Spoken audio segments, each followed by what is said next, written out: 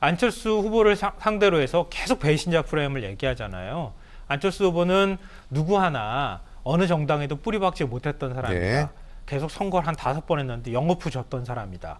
그리고 탄핵할 때도 동의했던 사람이고 뭔가 색깔론적인 측면에 있어서도 우리 당하고 정체성이 안 맞는 사람이다. 계속 그렇게 공격하고 있거든요. 예. 그러니까 안철수 후보는 굉장히 불안한 후보라고 하는 얘기들을 계속 하고 있는 거란 말이에요. 그러니까 당원들 입장에선 맞다. 안철수 후보가 그런 사람이었지라고 하는 거 각성효과가 생기게 되면 결국은 안철수 후보한테 표를 주기 어렵다라고 하는 분위기가 조성될 가능성이 있다. 이걸 노리고 적극적으로 의혹 제기를 하고 있고 다른 후보들도 계속 그렇게 공격을 할 경우에 계속 똑같은 얘기들을 전 반복해서 할 거라고 생각해요. 결국 김기현 후보라고 하는 사람은 윤석열 대통령하고 등치된 거잖아요. 대통령이 미는 후보 이렇게 지금 돼 있단 말이에요. 그러니까 윤석열 정부의 성공을 최소한 바라는 사람 입장에서는 김기현 후보를 찍어야 된다라고 하는 게 만들어질 수 있는데 다만 이게 지금 우리가 전당대회가 굉장히 치열해진다고 얘기하잖아요. 이 윤석열 대통령은 무슨 생각할지 모르겠어요. 그러니까 굉장히 허약한 약체 후보를 내세워놨잖아요. 아니 대통령이 저렇게까지 노골적으로 밀어주는데도 지금 당내에서 이거밖에 안 나와? 이거는 한편으로 생각하면 윤석열 대통령이 좀 겸연쩍어야 할 일이 아닐까 싶어요.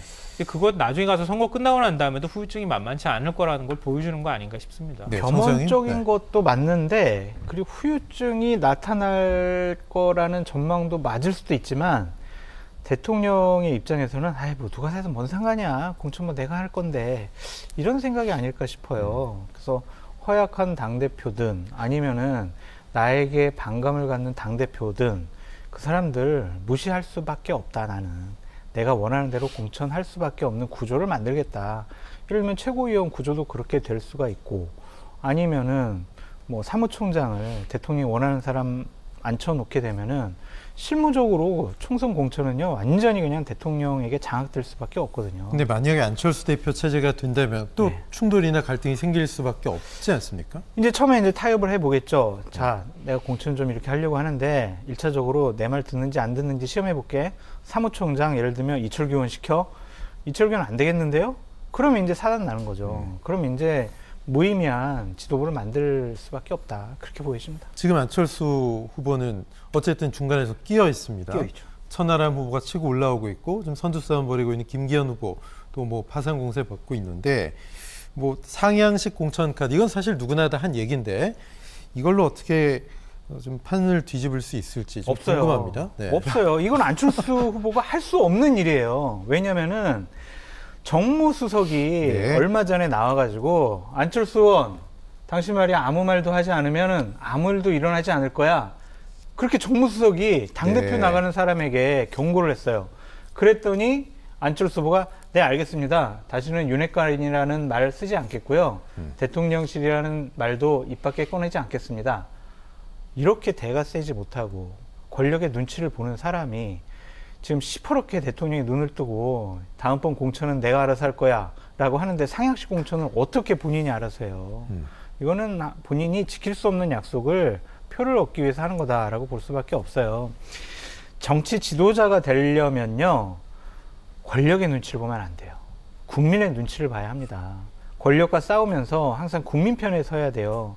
자, 국민 여러분, 저는 윤석열 대통령 뜻에 따른 공천을 하겠습니다. 라는 것과 아닙니다. 국민 여러분, 당원 여러분, 여러분의 뜻과 의지에 맞는 총선 승리할 수 있는 가장 가능성 있는 후보를 대통령실 눈치 보지 않고 제가 공정하게 공천하겠습니다. 이러는 것과 예. 누가 정치 지도자로서의 인정을 받겠냐고요. 안철수 후보는 그때 그 사건 이후로 정치 지도자가 될 자격을 상실해버렸다. 전 그렇게까지 말씀드려요. 뭐 어쨌든 뭐 소장 네. 얘기하시는데 왜 제가 자꾸 불안불안하죠? 왜요? 너무 올곧게 얘기하는구나. 이게 자칫 잘못하면 장 소장 앞으로 못 보는 거 아닐까? 제가 자꾸 설마요. 걱정이 되는데요. 예.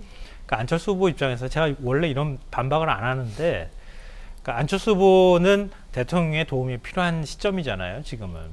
그러니까 어찌됐든 임기가 꺾이고 난 다음에 대통령 힘이 빠질 때까지는 대선을 노리고 있는 입장이기 때문에 일정하게 윤석열 정부, 윤석열 대통령하고 협조적 관계를 유지할 수밖에 없을 거예요.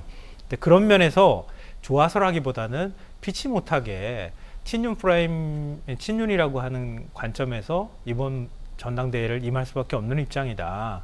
그러니까 안철수 후보가 뭐 줏대가 없어서라기보다는 현실적인 선택을 하고 있는 것이다. 뭐 굳이 제가 반박을 안철수 후보 입장에서 하자면 뭐 그렇게 해석이 가능할 것 같고요. 근데 아까 말씀하셨던 것처럼 결국은 대통령이 공천권 행사할 거야. 이렇게 하는 거는 그건 진짜 폭망하는 길이죠. 그러니까 그걸 뻔히 알고 있기 때문에 장 소장도 그렇게 말씀하신 거 아닙니까? 대통령이 그렇게 공천권 행사하기 시작하면, 그러니까 지금 그 국민의힘 의원들이 지금은 그래도 내 자리 지킬 수 있다고 하는 기대가 있기 때문에 친윤 쪽에 막 지금 편이 붙어가지고 그쪽으로 다 쏠려 있잖아요. 근데 내 자리를 누군가 노린다고 하면 그건 또 생존이 생사가 걸린 문제잖아요. 네. 당이 엄청나게 시끄러워지겠죠. 특히 예를 들면 뭐 영남 지역은 빼놓고 얘기한다 하더라도 수도권 지역 같은 경우에는 당협위원장들이 지금 굉장히 불안할 거예요. 만약에 대통령이 사실상 임명하는 전당대회가 돼버리면 수도권은 여론이 별로 안 좋을 수밖에 없잖아요. 그 상태로 대통령하고 가깝다고 하는 이른바 뭐 윤석열 사단이라고 하는 검사들이 막 낙하산으로 막 내려오기 시작한다? 와, 그러면 수도권에 있는 후보 지금 저 국민의힘 쪽에서 내년 총선 나가겠다고 하는 사람은 이거 포기하겠다는 얘기 나올 거예요. 아니 돈 써가면서 그 고생하면서 나왔는데 당선될 가능성도 없는데 뭐하러 나옵니까? 나 그냥 포기할 거야. 이렇게 얘기한다는 얘기도 저희는 전해 들었거든요. 네. 그러니까 상황이 그렇게 가면 갈수록 오히려 더 안 좋아지는데 그냥 뭐 윤석열 대통령이나 뭐 윤석열 대통령의 뭐 휘하에 있다고 하는 검찰은 이재명 대표만 때려잡으면 그냥 내년 총선에 이길 거야라고 하는 착각을 지금 하고 있는 거 아닌가 생각합니다. 네.